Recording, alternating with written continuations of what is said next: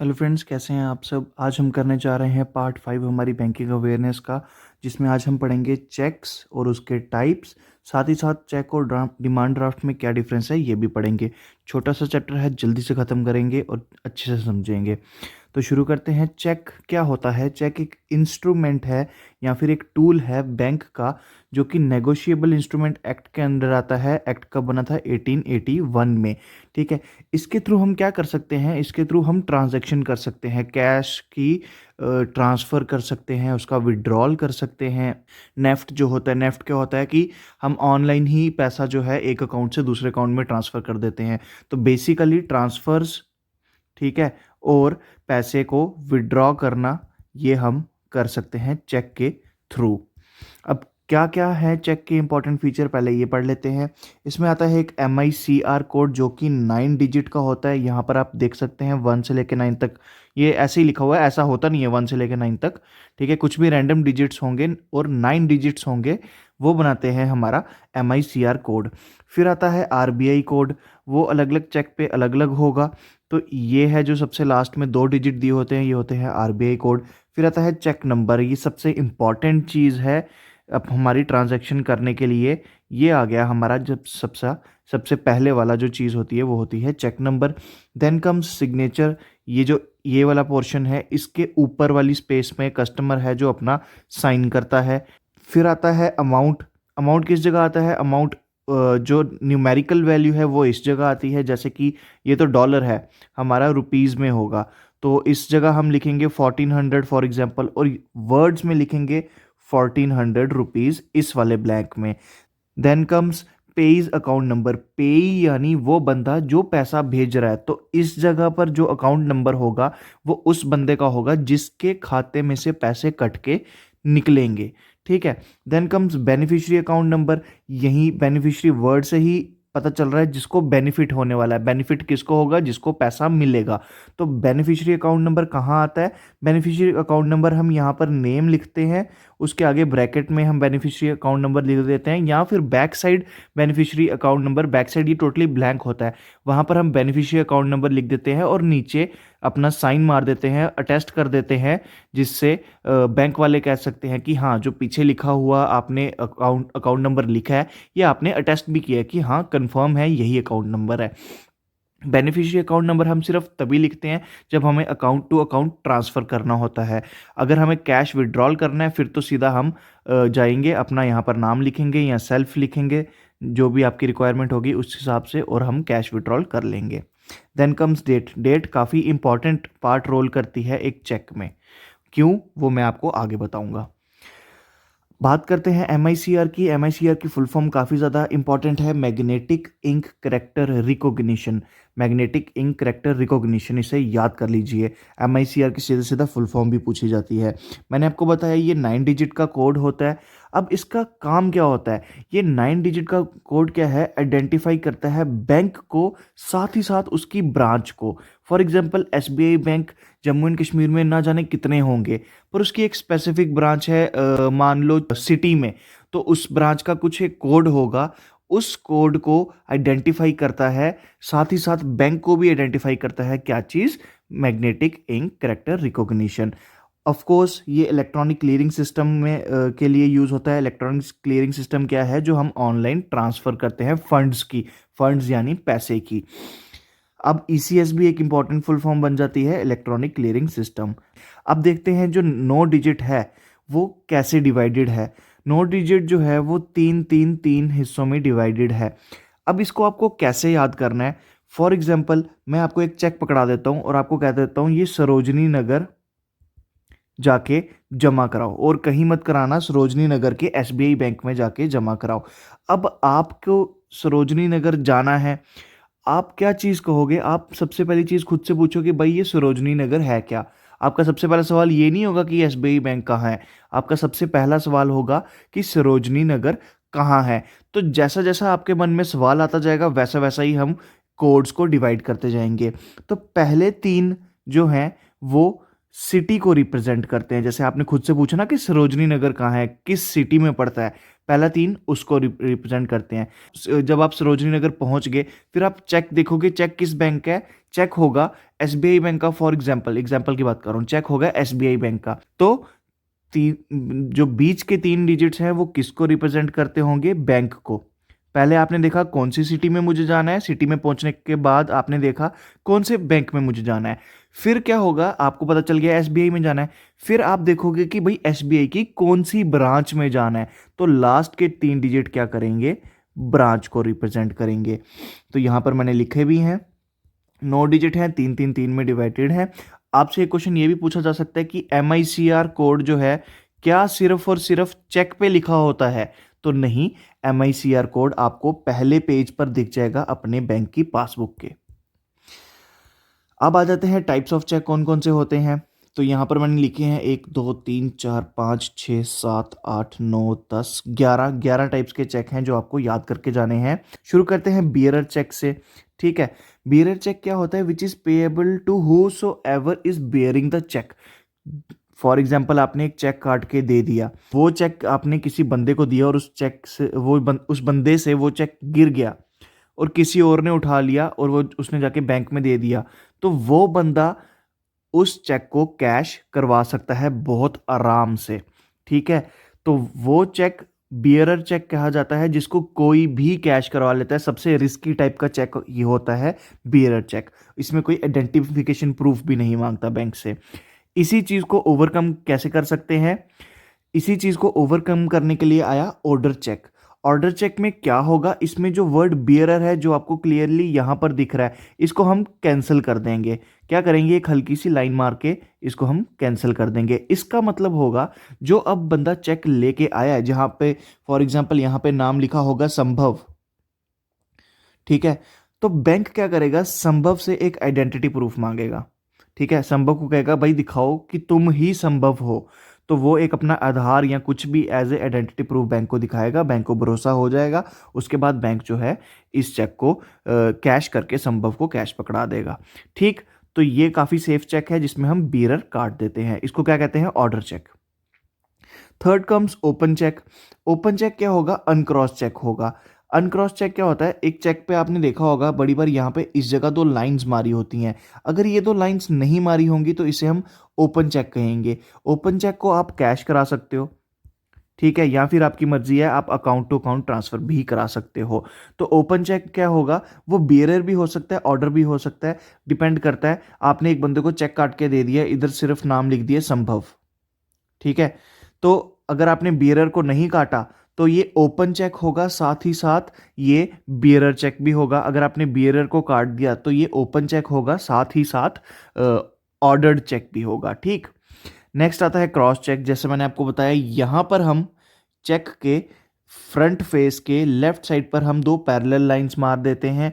ठीक है, इसका मतलब क्या होता है कि ये चेक जो है कैश नहीं हो सकता, ये चेक सिर्फ और सिर्फ अकाउंट में ही ट्रांसफर होगा, और अकाउंट हम यहाँ नाम के आगे ब्रैकेट में लिख देंगे, यहाँ चेक के बैक साइड लिख देंगे। Then comes self cheque. यहाँ पर पेई में जहाँ हम नाम लिखते हैं उसकी जगह हम सेल्फ लिख देंगे, और ये चेक वही बंदा निकल कैश करवा सकता है जिसका अकाउंट यहाँ पर मेंशन होगा। फॉर एग्जांपल यहाँ पर अकाउंट मेंशन है आदित्य का, ठीक है, और यहाँ पर उसने सेल्फ लिखा हुआ है, पर ऑफिस में जो बंदा आ रहा है, फॉर एग्जांपल ऑफिस में संभव आ रहा है चेक को कैश कराने, तो उसको ये चेक कैश होकर नहीं मिलेगा, क्योंकि ये जो अकाउंट है ये संभव का नहीं है, ये आदित्य का है। अगर इस जगह पर सेल्फ लिखा हुआ है तो आदित्य ही आके इसको कैश करवा सकता है। अब एक और चीज, बैंक में ना विड्रॉल फॉर्म्स भी होते हैं। तो क्वेश्चन राइज होता है, जब विड्रॉल फॉर्म्स है तो बंदा चेक क्यों ले, क्योंकि चेकबुक जब आप इश्यू कराते हैं उसके कुछ चार्जेस होते हैं, जबकि विड्रॉल के कुछ चार्जेस नहीं होते हैं। तो क्वेश्चन वो आपसे ये चीज़ पूछ सकते हैं कि जब चेकबुक लेने के चार्जेस हैं और विड्रॉल फॉर्म के कोई चार्जेस ही नहीं है, तो बंदा चेकबुक क्यों ले। चेकबुक हम क्यों लेते हैं, जब हमें अमाउंट जो है 50K से 50K मतलब 50,000 या फिर उससे अबव की हमें कैश जो है ट्रांसफ़र करनी होती है या फिर विड्रॉ करनी होती है, तो उसके लिए हम चेक को यूज़ कर सकते हैं। वहीं 49,999 रुपीज़ तक हम विड्रॉल फॉर्म से निकाल सकते हैं, पर इससे हम विड्रॉल फॉर्म से हम ट्रांसफ़र नहीं कर सकते। चेक से हम ट्रांसफ़र भी कर सकते हैं, विड्रॉ भी कर सकते हैं। Then comes post dated cheque. मैंने आपको स्टार्टिंग में ही बताया कि डेट बहुत ज़्यादा इंपॉर्टेंट है। पोस्ट क्या होता है, जैसे हम कहते हैं ना पोस्टपोन हो गया, कोई जैसे क्रिकेट का मैच है वो पोस्टपोन हो गया क्योंकि वहाँ बारिश होगी, यानी कि वो जिस दिन शेड्यूल्ड था उसके अब बाद में होगा, उस दिन नहीं होगा, बाद में। तो पोस्ट का मतलब बाद में। अब चेक के लिए ये कैसे वर्ड यूज़ होगा, अगर हमने कोई डेट लिखी हुई है जो अभी आनी है, यानी फॉर एग्जांपल आज है 12 फेब और मैंने चेक पर डेट लिखी हुई है 14 फेब की, क्योंकि मेरे दोस्त को पैसा चाहिए अपनी गर्लफ्रेंड को घुमाने के लिए, तो 12 फेब को जाके वो इस चेक को कैश नहीं करा सकता। ठीक है, उसको 14 फेब तक वेट करना ही करना होगा, क्योंकि मैंने चेक जो है वो पोस्ट का डाला हुआ है, यानी बाद का डाला हुआ है, तो 14 फेब से पहले वो इस चेक को कैश नहीं करवा सकता। फिर आता है एंटीडेटेड। जैसे पोस्ट डेटेड था वैसे ही एंटीडेटेड है, उसके उल्टा कर देंगे हम। अब एंटीडेटेड क्या होगा, मेरा फ्रेंड जा रहा है 14 फेब को चेक लेके ऑफिस में, पर चेक पर डेट है 12 फेब की, तो ऐसा नहीं है कि उसको 12 फेब को ही कराना था, वो 14 फेब को भी इस चेक को कैश करा सकता है। अब क्वेश्चन अराइज होता है कि उसने 2 दिन बाद चेक कैश कराया, उसको कैश मिल गया, तो कितनी देर तक, कितने दिन बाद तक हम चेक को कैश करा सकते हैं, तो मैंने यहाँ पर लिखा हुआ है 90 डेज तक।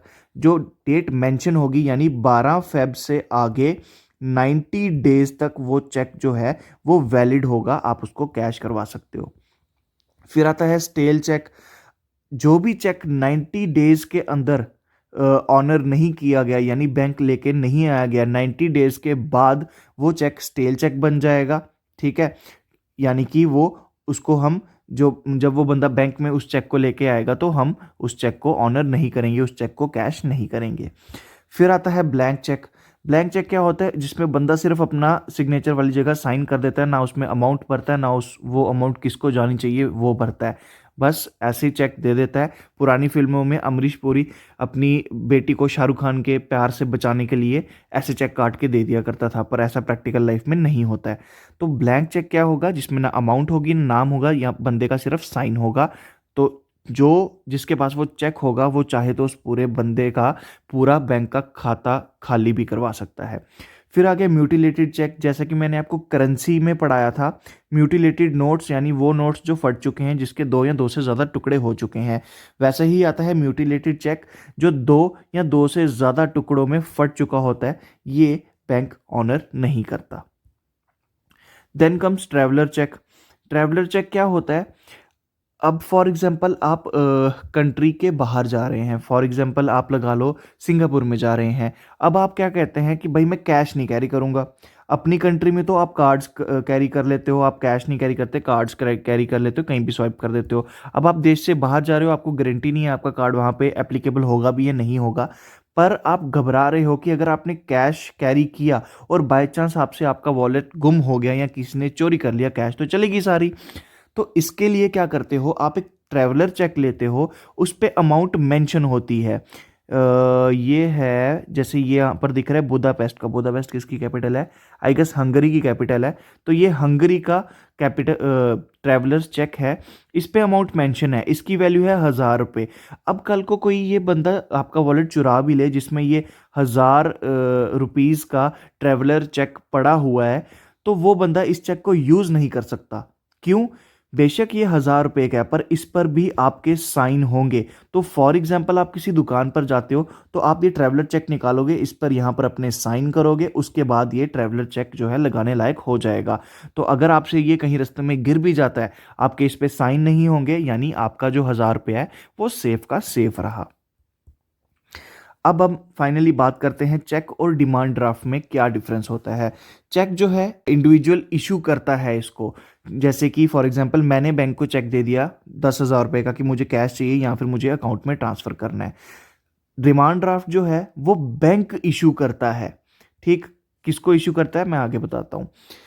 अब आ गया payment is processed from account holder of bank, यानी कि पेमेंट निकलेगी चेक के केस में अकाउंट होल्डर्स के खाते से। तो डिमांड ड्राफ्ट की बात करें तो payment is processed from one bank to another. ठीक है, चेक में हम कैश भी करवा सकते थे, अकाउंट ट्रांसफर भी करवा सकते थे, पर डिमांड ड्राफ्ट में सिर्फ अकाउंट टू अकाउंट ही पैसे की प्रोसेसिंग होगी। चेक क्या है? पोस्ट पेमेंट डिवाइस है, यानी कि पहले आप किसी को चेक दोगे।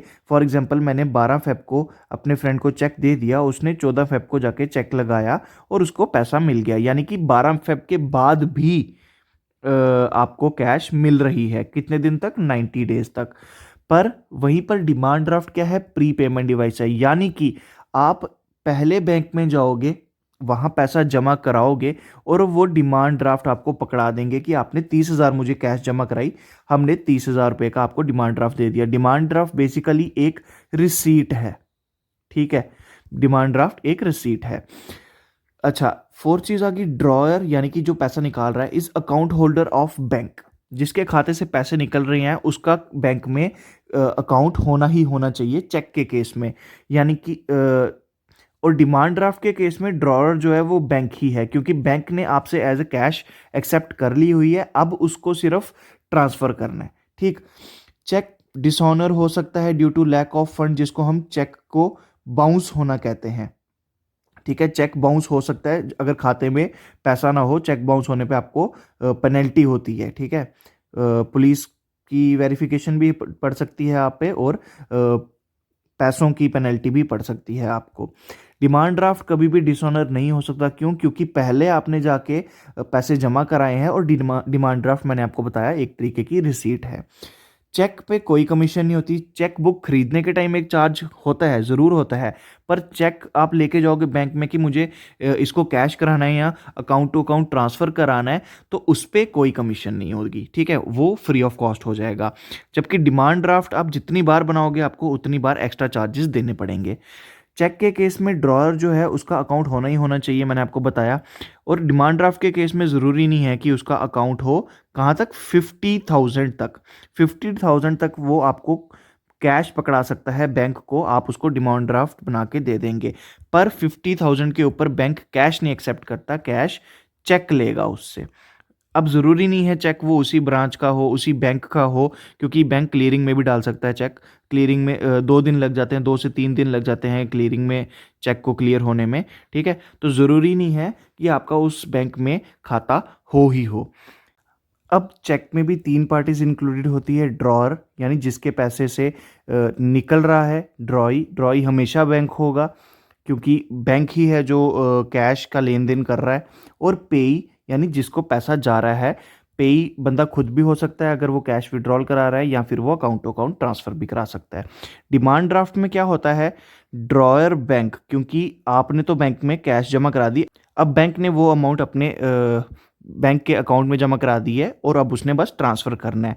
ड्रॉई बैंक, ठीक है, जिसको पैसा जाना है वो वाला बैंक। और पेई, पैसा जाने के बाद किसी बंदे के अकाउंट में भी तो जाएगा ना। देखो, फॉर एग्जांपल मेरे बैंक का हर बैंक का अपना अपना एक अकाउंट भी होता है। मेरे बैंक का एक अकाउंट है और जिस बैंक को हमने भेजना है उस बैंक का एक अकाउंट है। हमने फंड ट्रांसफर किया अपने अकाउंट से उस बैंक के पर्सनल अकाउंट में, फिर ये बैंक ट्रांसफर करेगा अपने बैंक के पर्सनल अकाउंट से उस पर्सन के अकाउंट में। जब वो पर्सन इनको वो डिमांड ड्राफ्ट ला के देगा, उसके बाद देखिए, अब डिमांड ड्राफ्ट का मैं आपको एक पूरा प्रोसीजर बता देता हूँ। फॉर एग्जाम्पल, मुझे अपने एक फ्रेंड को जिसका खाता है एसबीआई में उसको पैसे देने हैं। मैं गया जेके बैंक में, मैंने जेके बैंक को 30,000 रुपये पकड़ाए और कुछ एक्स्ट्रा चार्जेस दिए जो डिमांड ड्राफ्ट के होते हैं। वो 30,000 बैंक ने अपने अकाउंट में डाले, क्योंकि मेरा तो जेके बैंक में अकाउंट है नहीं। अब क्या होगा? जेके बैंक जो है वो अमाउंट ट्रांसफ़र कर देगा एसबीआई को। जेके बैंक इस 30,000 की पर्ची रिसीट जो है, डिमांड ड्राफ्ट जो है, मेरे को पकड़ा देगा। ये 30,000 का डिमांड ड्राफ्ट मैं जाके दूंगा अपने फ्रेंड को। इन्होंने पैसा ट्रांसफ़र कर दिया हुआ है, पर अभी तक ये पैसा जो है वो मेरे फ्रेंड के अकाउंट में नहीं गया है। ये कब जाएगा? जब मेरा फ्रेंड वो डिमांड ड्राफ्ट जो मैंने उसको पकड़ाया है वो एसबीआई के पास लेके जाएगा, एसबीआई को वेरिफिकेशन हो जाएगी और उसके बाद एसबीआई जो है ये पैसा मेरे फ्रेंड के अकाउंट में ट्रांसफ़र कर देगा। ये है पूरा डिमांड ड्राफ्ट का प्रोसेस। तो डिमांड ड्राफ्ट कुछ ऐसा दिखता है, चेक के जैसा ही दिखता है, पर इस पे सब प्रिंटेड होता है। चेक पर हम पेन से लिखते हैं, इस पर सब प्रिंटेड होता है। वो आपने मैंने जैसे 30,000 दिया ना बैंक को, तो वो यहाँ पर लिख देंगे 30,000 ओनली प्रिंटेड, यहाँ पर 30,000 मेंशन होगा और ये डिमांड ड्राफ्ट मेरे को पकड़ा देंगे। ये डिमांड ड्राफ्ट मैं फिर अपने फ्रेंड को पकड़ाऊंगा और ऐसे सारी प्रोसेसिंग होगी। इसी के साथ हमारा बैंकिंग अवेयरनेस का पार्ट 5 भी होता है ख़त्म। आई होप आपको चेक और डिमांड ड्राफ्ट के बारे में सब समझ आ गया है। मिलते हैं नेक्स्ट पार्ट में। Thank you so much.